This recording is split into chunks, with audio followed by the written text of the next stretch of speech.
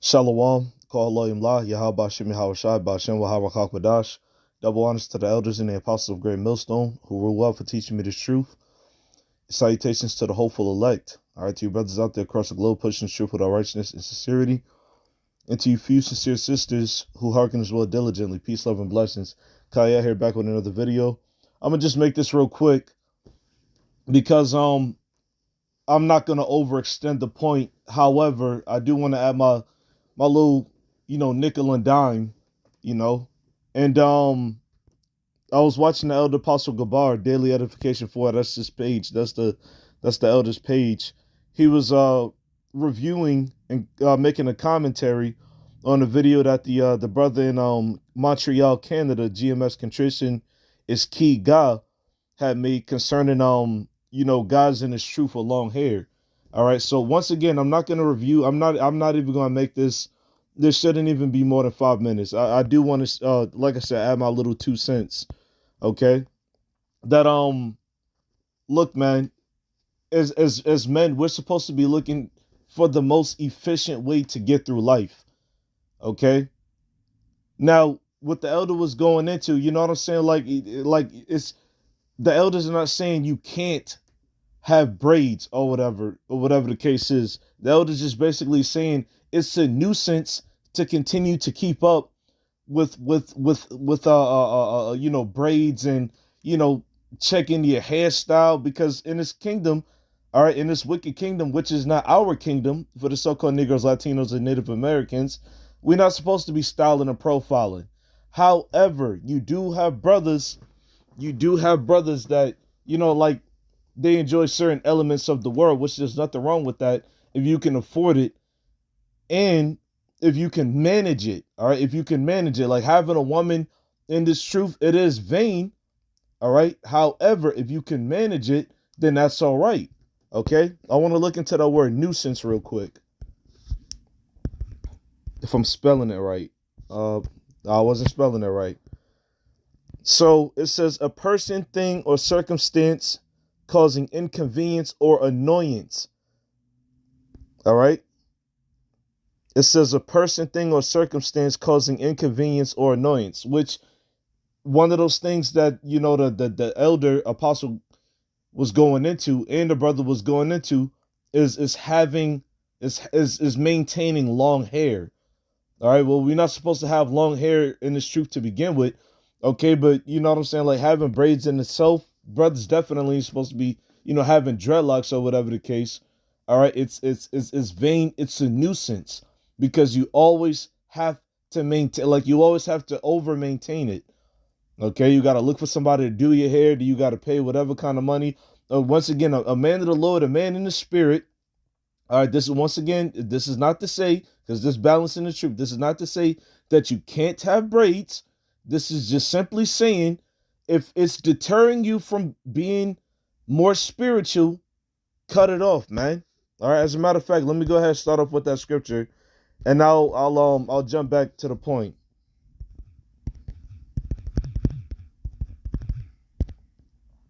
This is the book of Matthew, chapter 5, verse 30. This is Yahweh Shah speaking.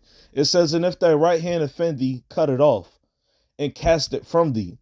For it is profitable for thee that one of thy members should perish, and not that thy whole body should be cast into hell." All right, so what this scripture is basically saying, because this is not literal, when you have a spiritual eye, Yahweh Shah is basically saying, if you're doing something, or if you have a certain nuisance, okay, if you have something, in the flesh in this world that's bothering you and deterring you and hampering you from coming into this truth, a certain habit, you need to cut it off.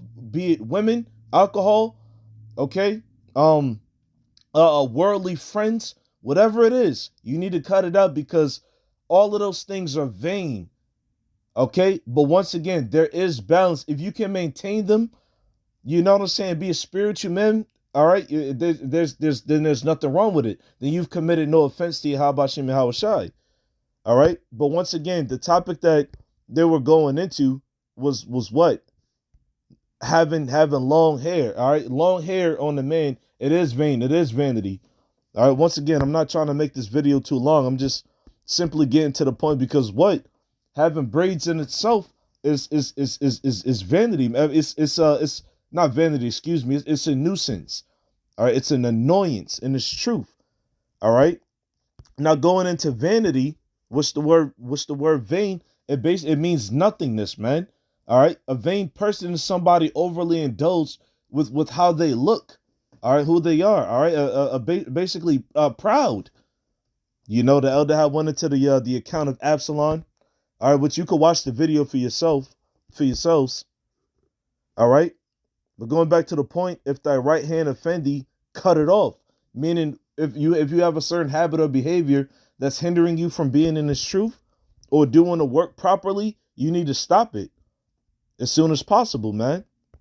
All right. This is the book of 2 Timothy, chapter 3. I'm going to start at verse 1. It says, this know also that in the last days perilous times shall come. Yes, and we are in perilous times, man. The word peril means danger. Okay. It says, for men shall be lovers of their own selves, covetous, boasters, proud, blasphemers, disobedient to parents, unthankful, unholy, which you see a lot of that in this truth, man. Unfortunately. Okay. However, that's why, and I had a brother he was telling me, how another brother was telling him the worst niggas I've met was men in this truth, man. Okay. Roughly paraphrasing what the brother said. And, you know, and you see that because what? You've been blessed with the word, but because of your pride and your arrogance, you start to become a vain fellow. And that's what happens to a lot of these guys that get the boot. They start to become vain fellows because they know the word and they try to use the word, you know, by way or by reason of maliciousness. Okay. It says, without natural affection, truce breakers, false accusers, incontinent, fierce despisers of those that are good, traitors, heady, high-minded, lovers of pleasures, more than lovers of the Most High. Yeah, like when you love that long hair or when you love your appearance, okay, that's a form of pride. All right, that's a form of vanity. Okay. Now I wanted to bring this let's go back to Google. I wanted to bring this word up because as I was watching the video, a certain phrase had popped up in my head. So let's bring it out real quick.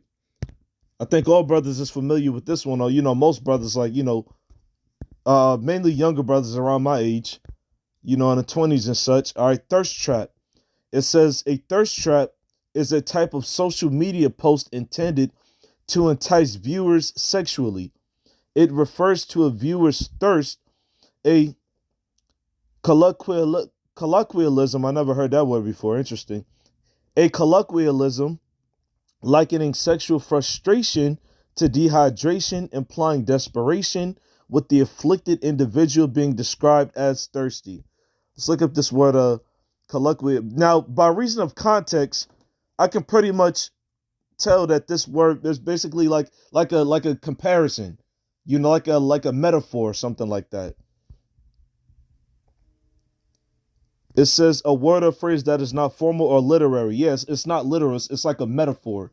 It's a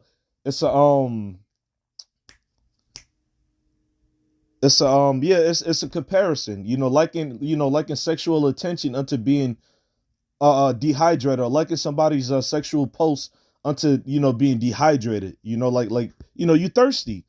It says a word or phrase that is not formal or literary, typically one used in ordinary or familiar conversation.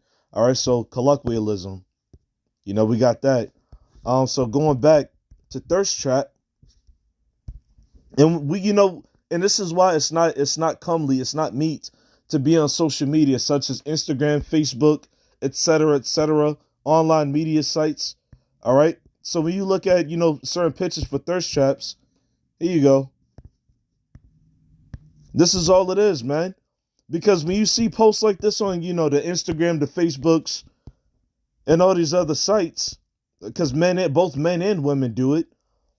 When you see these people, you know, half-ass naked, showing their damn bodies and things of that nature, they're just basically doing it for gratification. All right? They're thirst traps. They're thirst traps. All right? They want you to get turned on by their appearance. Once again, vanity. This is all vanity. It's all vain. And that's the people of this society. That's how the people of this society are. They're vain. They're just into themselves. Okay, that's why I brought out the scripture. Verse 5, 2 Timothy 3 and 5. Having a form of godliness, but denying the power thereof, from such turn away. Okay, and now this mainly is talking about talking about. This is mainly pertaining to, these off-Israelite camps who teach these wayward doctrines. They do it because of their own vanity. They love the way that they speak. People love the way that they speak, okay? Because it's deceptive, it's charming, it's vain. They wear the flamboyant garments. They go to camp with fitted caps, all right? It says having a form of godliness. Yeah, they look mighty, Did not Yahushua say soft raiment is for those in king's courts? Okay, soft raiment, the word soft in that scripture is effeminate. Okay? It says, but denying the power thereof, from such turn away. Verse 6, for of this sort are they which creep into houses and lead captive silly women, laden with sins, led away with diverse lusts, ever learning and never able to come to the knowledge of the truth. So there you go, man. So these same guys who glory in their appearance are the same guys who what? Lead away captive silly women, because women are of the world and they're into, the Casanova guys, the guys with the chiseled cheekbones that you can see because they shaved their faces. All right. They got the pretty boy appearance. They post the thirst trap pictures. All right. You can see that a lot with these red pill manosphere guys. I'm not going to go all into them, but it's a few of them that I know of that they are heavily into their appearance, man. Okay? They're heavily into their appearance. That's why they go around, toying with these women. But all of these guys, which a lot of them make them repent anyway, but a lot of these guys, it's going to come a time where they're going to get trapped up, all right, and ensnared, with women. I think, if I'm not mistaken, Kevin Samuels was put to death by a woman. She had slipped something in his drink. All right, he was a damn Casanova, man. All right. I'm gonna bring out one last scripture and then I'll close it off. And it was a heavy video, man. Very, very, very simple video. Okay, but it was heavy, man. I don't want to reveal too much. All right, but you can watch it for yourself. There goes the title right there. Okay. So like I was going to the blue letter. I had something up in here. This is the book of Proverbs, chapter 31, verse 30. It says, favor is deceitful and beauty is vain, but a woman that feareth the Lord Yahweh shall be praised. Now this chapter itself is going heavily into a virtuous woman. Okay, because while there's nothing wrong with having a woman on her side, it is a form of vanity, because what? A woman is a distraction from the truth. You got to take care of her, and then you got to handle your business with Yahweh Hashem Yahushai, which that you got to do first. Okay? The Lord will bless you with a woman if you can handle it, but what? You got to be about the Father's business first. You got to be about the Son's business first. Okay? Verse 30 in the NLT on the right side of the screen, it says, charm is deceptive and beauty does not last, but a woman who fears the Lord will be greatly praised. Okay, so Yahweh Shem Al Shah, the scripture say a silent and loving woman is a double grace unto a man. All right, a virtuous woman is greatly favored. But what? It says charm is deceptive. Yeah, being a damn thirst trap, these floozies posting on social media, they're vain, man. They're deceptive. They're snakes. The same thing with these guys out here, man. They're deceptive. They're snakes, man. Okay? Beauty is vain. Yeah, beauty does not last. All right? It's only there but for a moment. Our real beauty is having the wisdom, knowledge, and understanding of these scriptures. That's the ultimate beauty. Then we're going to get everything else in the kingdom. Okay? But right now, it starts with us, maneuvering through this work, as efficiently as possible. All right? And if you having hair or trying to maintain your hair and going back and forth about coming into the truth and abiding, then there's a problem. Shalom.